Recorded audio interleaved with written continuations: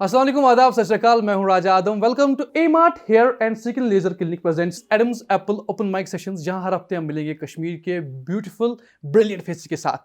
Powered by the accurate group, the prime consultancy in the north. साथ ही साथ target PMT अब education के साथ टैलेंट भी प्रमोट कर रहे हैं। हम हैं निगीन हाईवे कैफे में। Advertisement and printing by walnut advertisers. हमारे fashion partner fashion fiesta, design partner Anees Bhatt, Tamil Irshad पे आप हमारे पोस्ट देखते हैं, एंड हमारे डिजिटल पार्टनर्स एडसेंस ग्रुप, जिनकी आप होर्डिंग्स श्रीनगर में देखते हैं। तो अगर आपके पास भी टैलेंट है और आपको लगता है आप इस सेट पे आ सकते हैं एंड लोगों के सामने अपने आप को प्रेजेंट कर सकते हैं, नो मैटर कोई भी कैटेगरी हो, बिकॉज हम ओपन माइक ले आ रहे हैं कश्मीर के तमाम कैटेगरीज के लिए। सो अगर आपके पास भी है टैलेंट, रजिस्टर नाउ। आपके स्क्रीन पे नंबर दिए हुए हैं। अस्सलाम वालेकुम वरहमतुल्लाहि वबरकातुहू। तो सबसे पहले मैं अपना इंट्रोडक्शन देना चाहती हूँ। तो मेरा नाम जहारा वानी है। कुछ लोग मुझे जानते हैं और कुछ लोग नहीं। तो आज मैं अपनी जर्नी के बारे में बताऊंगी कि मैं कहाँ से कहाँ आ गई। तो मतलब खुद में बदलाव ले आई मैं। हर किसी की ज़िंदगी में उतार चढ़ाव आते ही आते हैं।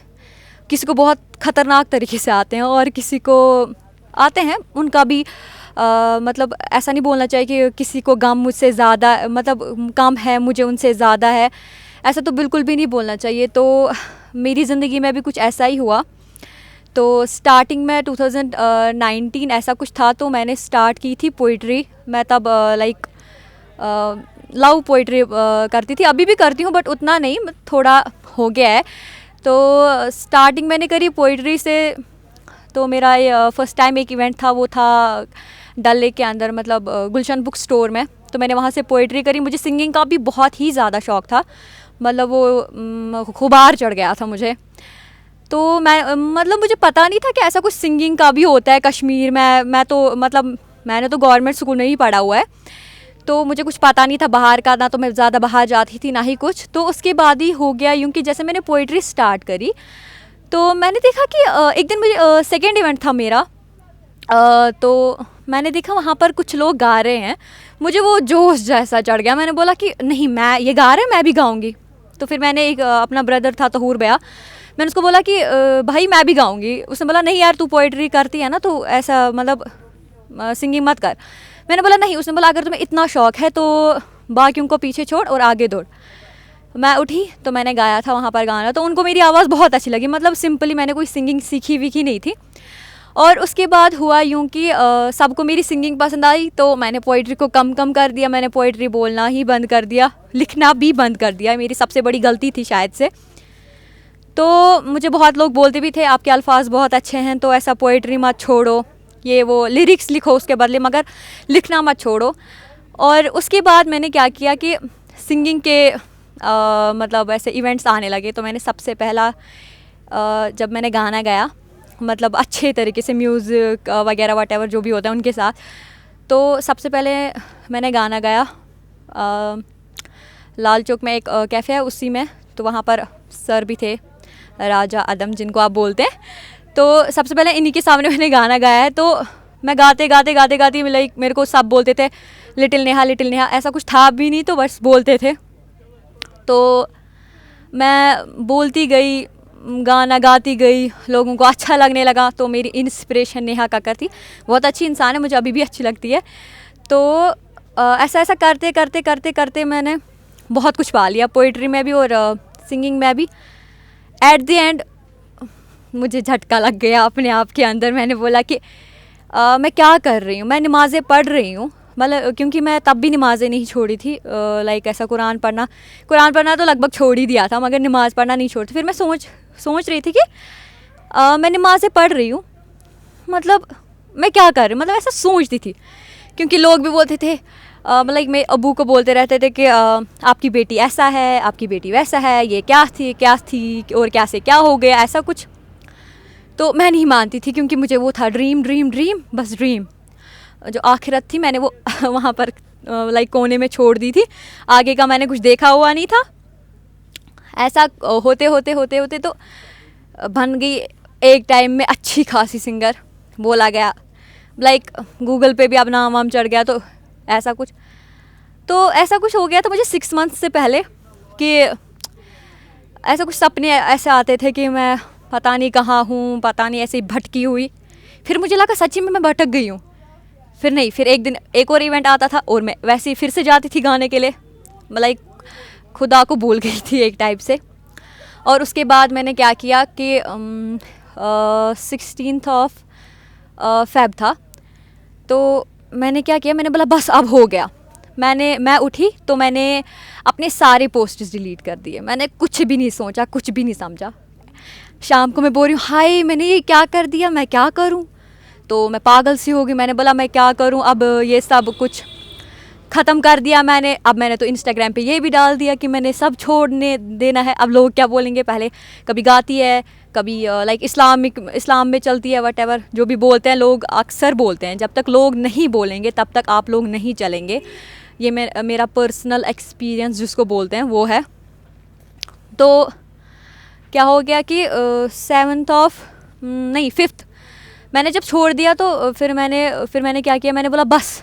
मेरे को कॉल आने लगे कि यार आजा शूट पे आजा, क्योंकि मैंने मॉडलिंग भी स्टार्ट की थी। तो शूट पे आजा। मैं बोलती थी नहीं अब नहीं आऊँगी, बस मैंने कमरे में कैद कर लिया खुद को। तो मैं बीमार हो गई बहुत गंदे तरीके से। बीमार होते होते 4th ऑफ मार्च आ गया, तो मेरे सबसे अजीज़ इंसान की डेथ हो गई। तो फिर मैं आपा को बैठी, ऐसा कुछ था। इंसान को दुख होता है जब उसका अजीज़ इंसान मर जाता है, लाइक उसको अल्लाह मगफिरत करे। तो हो गया यूँ कि जैसे ही ये ख़त्म हो गया उसका, मतलब वो सब कुछ ख़त्म हो गया, तो फिर मैंने बोला कि नहीं सच में, क्योंकि तब तक इंसान नहीं समझता है जब तक किसी अपने को नुकसान ना पहुँचे। तो फिर मैंने बोला यार नहीं, मौत आनी ही है। अगर मैं मर गई, क्योंकि वो मुझसे छोटा था बेचारा, मतलब वो ठीक था, बीमार तो मैं थी, ठीक था, उसकी डेथ हो गई। तो मैंने बोला जब इस बेचारे की डेथ हो सकती है, हर किसी की होनी है। मतलब मैं ये भूल गई थी, मैं सच में भूल गई थी। कोई गुमराह हो जाता है इंसान, मैं बिल्कुल वैसा ही ऐसा कुछ हुआ था मेरे साथ। तो हो गया यूँ कि फिर मैंने बोला नहीं, स्टॉप करती हूँ इस चीज़ को, मुझे नहीं करना है। मगर मुझे क्या बोलते हैं किसी चीज़ की लत लग जाती है, वो आसानी से हटती नहीं। मैंने बोला यार इंस्टाग्राम, सोशल मीडिया मुझे अपने पास बुला रहा है, मैं क्या करूं। ऐसा होता है जब आप दीन की तरफ माइल हो जाते हैं, तो ऐसा होता है कि शैतान ज़्यादा आपके पास आता है, तो मतलब आपको डगमगाने की कोशिश करता है। मैंने बोला नहीं, मेरे पास कलम है, कलम इंसान की सबसे बड़ी ताकत होती है। तो मेरे पास कलम है, मैं क्यों ना फिर से लिखना स्टार्ट कर दूँ। तो मैं एक दिन दरवेश, आप लोगों को पता होगा, दरवेश राइट्स पढ़ रही थी मैं। तो मैंने बोला ओह ये सूफीज़म है क्या, मेरे दिल को छू गया। मैं उठी, तब तक मुझे सूफीज़म का कुछ उतना पता भी नहीं था। मैं उठी, मैंने एक बार एक पोइट्री लिखी, तो वो था ज़रा सा तिनका गिरा तेरे इश्क का मुझ पर, ज़रा सा तिनका गिरा तेरे इश्क का मुझ पर, हाय ये सूरे रहमान मुझे किसी का होने नहीं देता। तो मैंने ये लिखा, मैं खुश हो गई। मैंने बोला ये मैंने क्या लिखा, मगर मुझे नहीं पता था इस पोइट्री का मकसद क्या है। मैं उठी तो मैंने सूरे रहमान का फुल मतलब पढ़ा, माने जिसको बोलते हैं हम।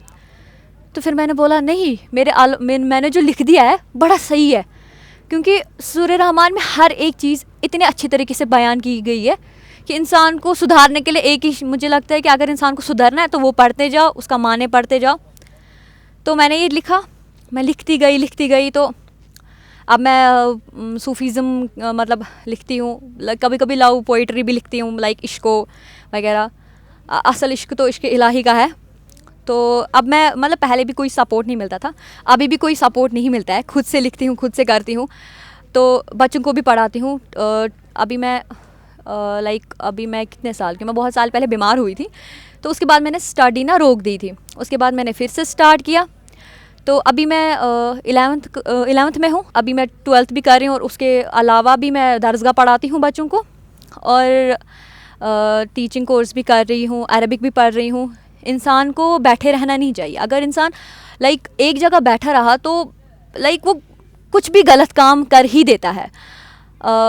तो मैं आप सबसे अपने कुछ शेर व शायरी जिसको बोलते हैं आप लोगों के साथ शेयर करना चाहती हूँ। मैं मेरे गम से बाहर निकल आया हूँ, मैं तुझसे मिलकर खुद को ज़िंदा पाया हूँ। तेरे कुन का नज़ारा कर लिया है मैंने, जब भी मैं तन्हाई में अकेला पाया हूँ। तो ये मैंने लिखी थी कुछ टाइम पहले। मैंने ये लिखा है तेरे होने का आइन सबब ये भी है, मैं तेरे ख़याल से निकल नहीं पाता। तेरे होने का आइन सबब ये भी है, मैं तेरे ख़याल से निकल नहीं पाता। जब से ये रिश्ता जुड़ गया है तुझसे मेरा, मैं अपने जहन में किसी गैर को नहीं लाता। तो इसके अलावा भी मैं आपको अपनी जो लव पोइट्री है वो मैं सुनाना चाहती हूँ आपको। मैं जो रोज़ तुमसे मिलने आऊँ, तुम मिलने आओगे क्या? मैं जो रोज़ तुमसे मिलने आऊँ, तुम मिलने आओगे क्या? मैं जो रोज़ तुमसे मिलने आऊँ, तुम मुझसे मिलने आओगे क्या? मैं जो रोज़ तुमसे बात करना चाहूँ, तुम बात करोगे क्या? मैं अकेली हूँ यहाँ, तुम साथ दोगे क्या? मैं अगर तेरे सामने रोऊँ तो तुम मुझे हंसाओगे क्या? मैं जो तेरे सामने रोऊँ कभी, तुम मुझे हंसाओगे क्या? तेरे सीने पर सर रखना चाहूँ, मैं अगर तेरे सीने पर सर रखना चाहूँ, तुम रखने दोगे क्या? मैं तुम्हारी कब्र पर आ नहीं सकती, इजाज़त नहीं है। मैं तुम्हारी कब्र पर आ नहीं सकती, इजाज़त नहीं है। क्या तुम मेरे ख्वाबों में आओगे क्या? तो इसी के साथ मेरा जो आपको बयान जो भी मुझे अपने बारे में बोलना था तो मैं आपको बोल चुकी हूँ। तो मैं यहाँ पर राजा आदम मतलब मेरे उस्ताद हैं एक टाइप के तो उनका थैंक्स कहना चाहती हूँ कि उन्होंने मुझे यहाँ पर बुलाया। मैं बहुत डिप्रेस्ड थी तो मैं आई यहाँ पर। मैं खुश हूँ, मैंने आप सबों के साथ अपना जो भी था लाइफ का सीन वगैरह मैंने आपको बताया। सो आखिर में यही है कि थैंक यू सो मच, आप लोगों ने मेरा सुना। और सबसे ज़रूरी बात कि सर की चैनल को सब्सक्राइब करना, ये नहीं करना। अगर आप मुझे सुनना चाहते हैं और अगर आप मेरी शेर व शायरी को पढ़ना चाहते हैं तो आप इंस्टाग्राम पे जाए, हर किसी के पास है इंस्टाग्राम, तो वहाँ पर आप लिख सकते हैं जहांरा वानी ऑफिशियल। तो वहाँ पर मेरा पेज आएगा, फॉलो कर देना। साथ साथ में सर का पेज भी है राजा आदम, उनको भी फॉलो कर देना। और इसी के साथ अल्लाह हाफिज़, फ़ी अमानिल्लाह।